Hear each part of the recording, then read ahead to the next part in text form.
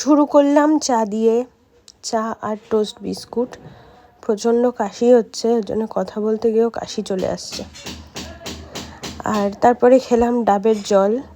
তোমরা মনে করো না সঙ্গে সঙ্গে খেয়েছি, অনেকক্ষণ বাদেই কিন্তু খেয়েছি। তারপর একটা কলা খেয়ে নিলাম।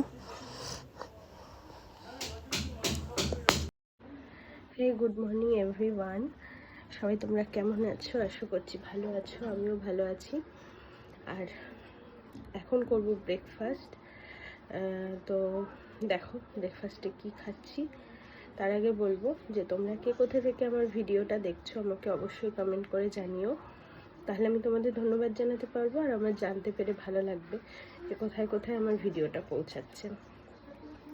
প্রচণ্ড ঠান্ডা লেগে রয়েছে এখনো পর্যন্ত, মানে কমছেই না কিছুতেই। কাশি হচ্ছে আর গলা শুনে বুঝতে পারছো কিনা জানি না, সাংঘাতিক অবস্থা। যাই হোক, তো দেখো কি আছে ব্রেকফাস্টে। এই যে ভাত, ডাল, আলু আর কটা সয়াবিন সিদ্ধ করা, আর একটা ডিম সেদ্ধ আছে, আর এর উপরে ঘি ছড়ানো আছে। তো চলো ব্রেকফাস্টটা করে নিই গরম গরম।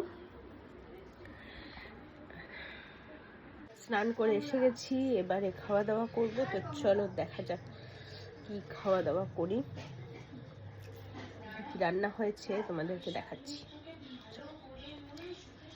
দুপুরবেলা খেতে বসে পড়েছি। তো দেখো আজকে তো খাবারে রয়েছে ভাত, রয়েছে বড়ি ভাজা, রয়েছে এটা হচ্ছে আলু সিদ্ধ মাখা, বড়ি দিয়ে লঙ্কা দিয়ে আলু সিদ্ধ মাখা, আর হচ্ছে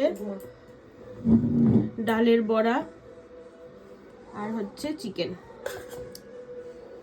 এটাই খাবো আপাতত। বিকেলবেলা চা আর মারি বিস্কুট খাচ্ছি, তবে খিদেটা একটু বেশিই পেয়েছে, সেই জন্য এই দেখো সিঙ্গারা। এই সিঙ্গারাটা না অসম্ভব ভালো খেতে, আর এটা হচ্ছে ক্ষীরের চপ। আমরা সবাই মিলে এখন এই সিঙ্গারা আর ক্ষীরের চপ খাচ্ছি।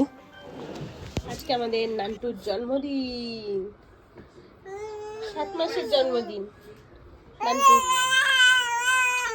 হ্যাঁ, ভীষণ মাথা যন্ত্রণা করছিল, কপালে বাম লাগিয়ে রেখেছি দেখো। যাই হোক, তো এখন খাবো, কিছু নেইনি, শুধু ভাত আর আলু ভাজা খাবো। তো এই যে ভাত আর আলু ভাজা, এটাই খাবো।